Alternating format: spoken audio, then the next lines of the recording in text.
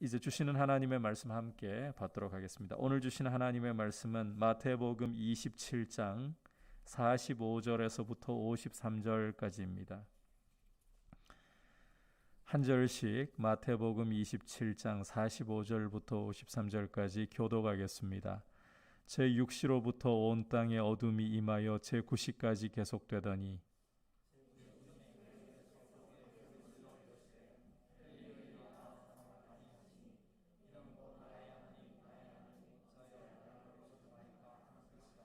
거기 섰던 자 중 어떤 이들이 듣고 이르되 이 사람이 엘리야를 부른다 하고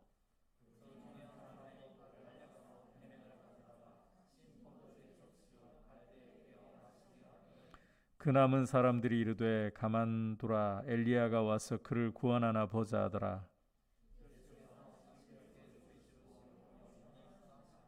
이에 성소 휘장이 위로부터 아래까지 찢어져 둘이 되고 땅이 진동하며 바위가 터지고 다 같이 예수의 부활 후에 그들이 무덤에서 나와서 거룩한 성에 들어가 많은 사람에게 보이니라. 아멘. 오늘은 하나님의 사랑과 지혜라는 제목으로 강재우 목사님 말씀 전하겠습니다. 따뜻한 박수로 모시겠습니다.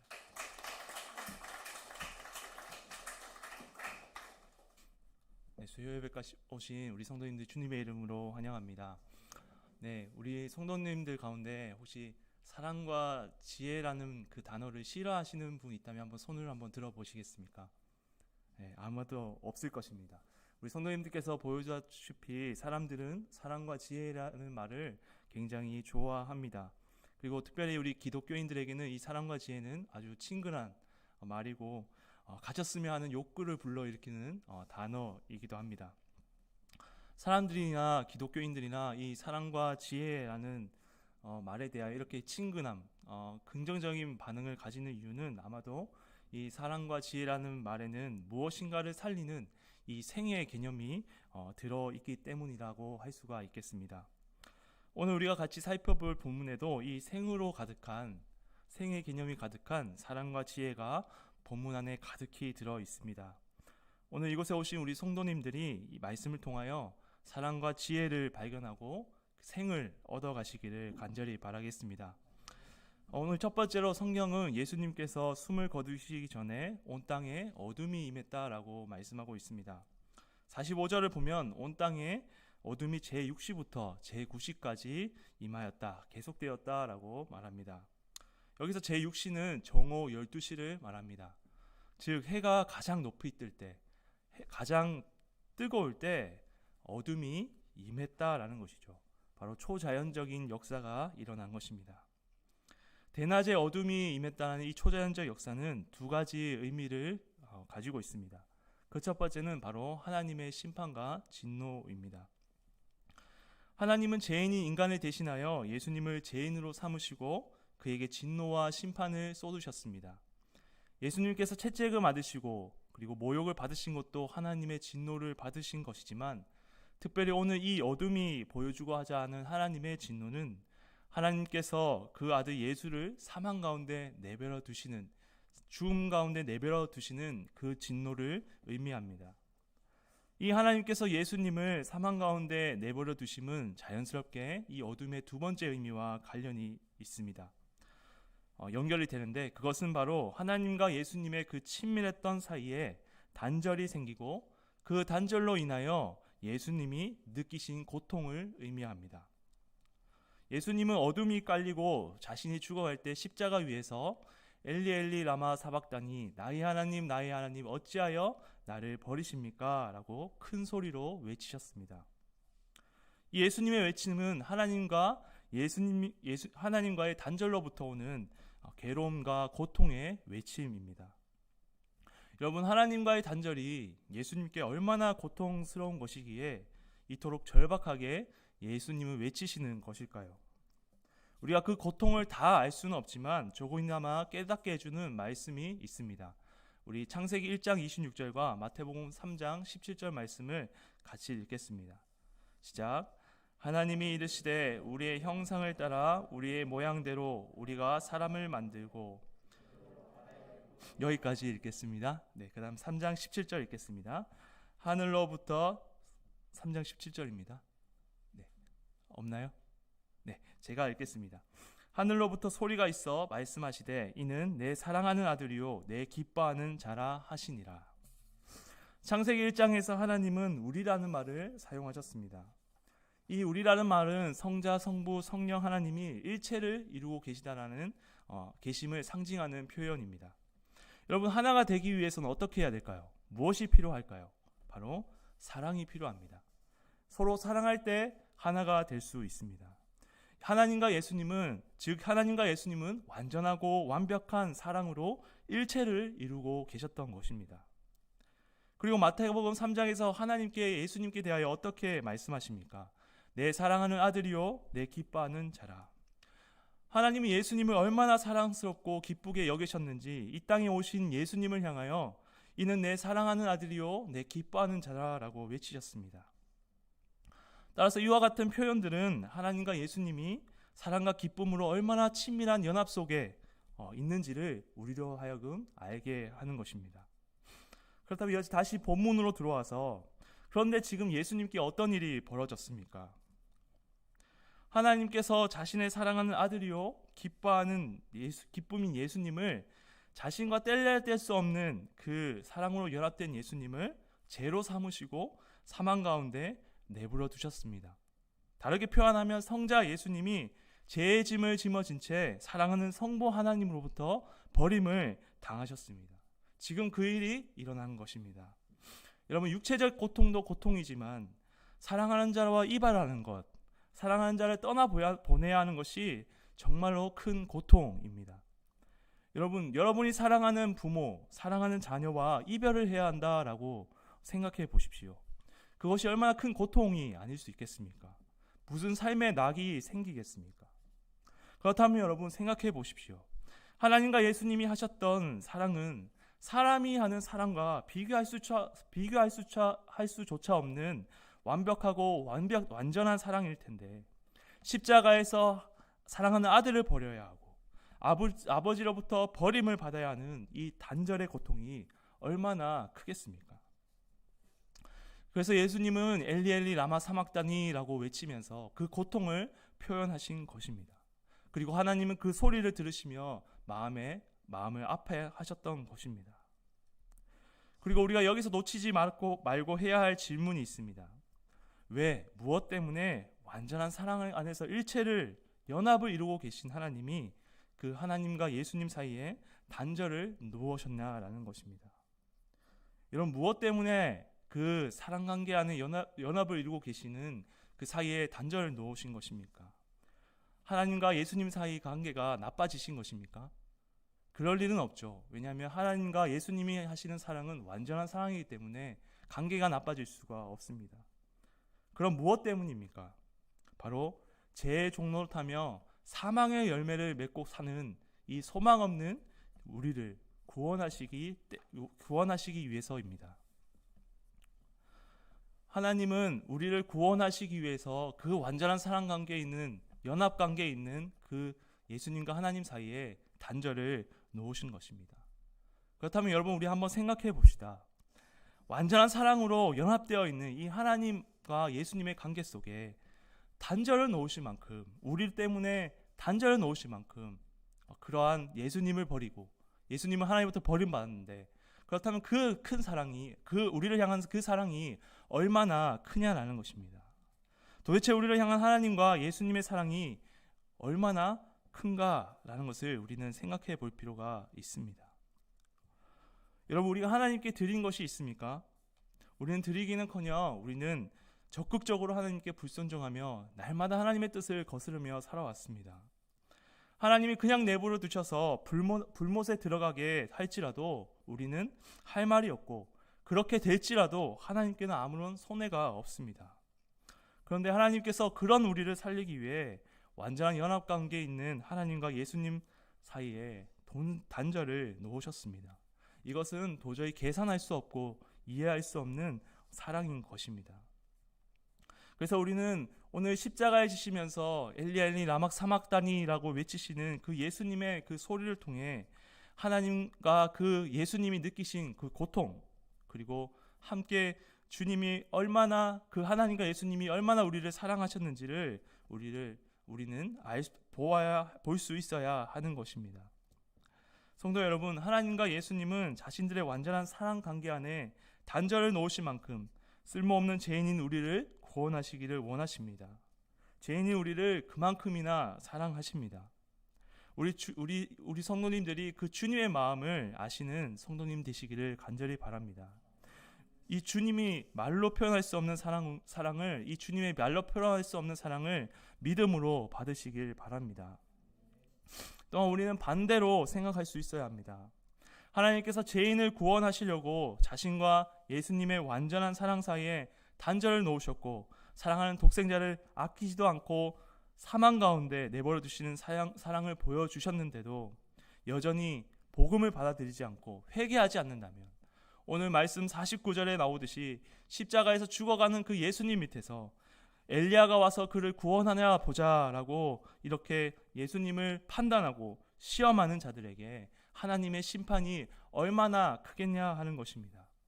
아가서 8장 6절에 사랑은 죽음보다 강하고 사랑은 죽음과 같고 질투는 스월과 같이 잔인하다라고 말씀하고 있습니다. 크고 강한 사랑을 몰라주면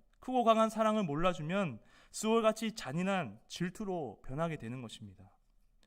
로마서 2장 5절과 데살로니가후서 1장 8절에서 9절 말씀을 같이 읽겠습니다. 시작. 다만 내 고집과 회개하지 아니한 마음을 따라 진노의 날 곧 하나님의 의로우신 심판이 나타나는 그날에 임할 진노를 내게 쌓는도다. 하나님을 모르는 자들과 우리 주 예수의 복음에 복종하지 않는 자들에게 형벌을 내리시리니 이런 자들은 주의 얼굴과 그의 힘의 영광을 떠나 영원한 멸망의 형벌을 받으리로다. 여러분은 예수님의 십자가 복음 앞에 어떤 자세로 계십니까? 나 때문에 하나님과 단절됨을 겪으신 예수님의 십자가를 통해 하나님과 예수님이 보이신 그 사랑에 감동되어 있습니까? 감사하고 있습니까? 아니면 십자가에 못 박히신 예수님 밑에서 여전히 예수님을 판단하고 시험하는 자들처럼 내가 가진 지식으로 예수님을 시험하고 판단하고 있습니까? 우리에 대한 하나님의 사랑의 확증인 이 예수 그리스도의 십자가 복음에 복종치 않는다면 그 하나님이 보여주실 큰 사랑은 스올과 같은 잔인한 질투로 변하여 하나님은 영원한 형벌을 내리실 것입니다. 이제는 예수님 십자가 복음 앞에 자신의 지식을 내려놓고 자신의 모든 의를 내려놓으십시오. 십자가를 있는 그대로 바라보고 그 속에 담긴 하나님의 사랑과 예수님의 그 의를 믿음으로 받으십시오. 그리고 이제는 십자가 복음만이 내 유일한 생명으로 여기며 사는 우리 성도님들이 다 되시기를 간절히 바랍니다. 오늘 마지막으로 예수님이 십자가에서 죽으신 후에는 몇 가지 형상들이 발생했습니다. 예수님은 십자가에서 고통스러운 외침을 하신 후에 숨을 멎으셨습니다. 이 예수님이 숨을 멎으신 후에 두 가지 현상이 발생했습니다. 그 첫 번째는 성소의 휘장이 찢어진 것입니다. 이 휘장은 직물로 짜여진 아주 두껍고 튼튼한 천으로 되어 있습니다. 이 휘장은 하나님의 언약궤가 있는 지성소와 성소를 구분해주는 기능을 합니다. 죄를 가진 인간은 휘장을 통과하여 지성소로 나아갈 수가 없습니다. 오직 하나님이 택하신 대제사장만이 1년에 딱 한 번 백성의 죄를 대속하기 위해 대속제물의 피를 가지고 들어갈 수 있었습니다. 그래서 이 휘장은 상징하는 것이 있습니다. 그것은 바로 하나님과 인간이 죄로 인하여 단절되어 있다라는 것을 상징합니다. 죄가 완전히 속해지지 않고서는 인간은 절대로 하나님께 나아갈 수 없다라는 것입니다. 그런데 예수님께서 십자가에 숨을 거두실 때 죄인과 하나님 사이를 막고 있던 그 크고 두꺼운 휘장이 찢어졌습니다. 그것도 그냥 찢어진 것이 아니라 위에서 아래로 찢어졌습니다. 여러분, 위에서 아래로 찢어졌다는 것이 무엇을 의미합니까? 바로 하나님이 직접 그 휘장을 찢어주셨다는 것입니다. 성경은 휘장이 찢어지고 둘이 되고 땅이 진동하여 바위들이 터졌다라고 말씀하고 있습니다. 신적인 현상이 일어난 것입니다. 이것은 곧 하나님이 직접 휘장을 찢으셨다라는 것을 분명하게 뒷받침해 주는 것입니다.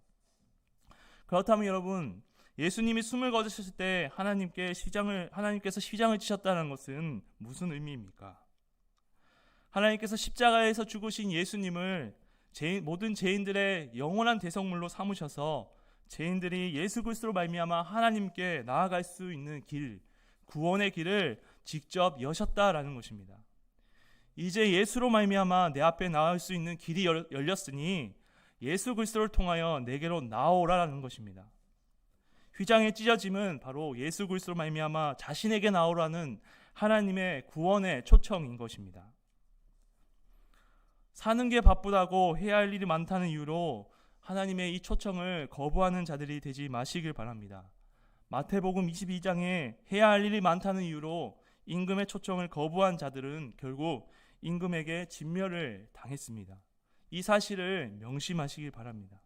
하나님이 하시는 이 구원의 초청을 가볍게 여기지 않는 우리 성도님 되시길 바랍니다. 두 번째로 예수님이 숨을 거두신 후에 일어난 일은 무덤들이 열리며 자던 성도들이 일어난 것입니다. 여기서 주목할 것은 무덤에 있던 모든 사람이 일어난 것이 아니라 자던 성도들이 일어났다라는 것입니다. 하나님의 약속을 신실하게 믿고 무덤에 들어간 자들이 부활한 것입니다. 이것은 마지막 날에 있을 성도들의 부활을 미리 보여주는 사건입니다. 바로 하나님은 죄인들에게 구원의 길을 여시며 부활 영생을 주시는 이 모든 일을 이루시기 위해 예수님을 십자가 위에 사망 가운데 내버려 두신 것입니다.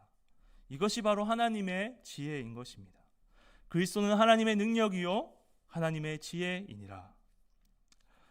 하지만 십자가 주변의 많은 사람들은, 종교 지도자들은 십자가에 달리신 예수님을 보며 이 하나님의 지혜를 보지 못했습니다.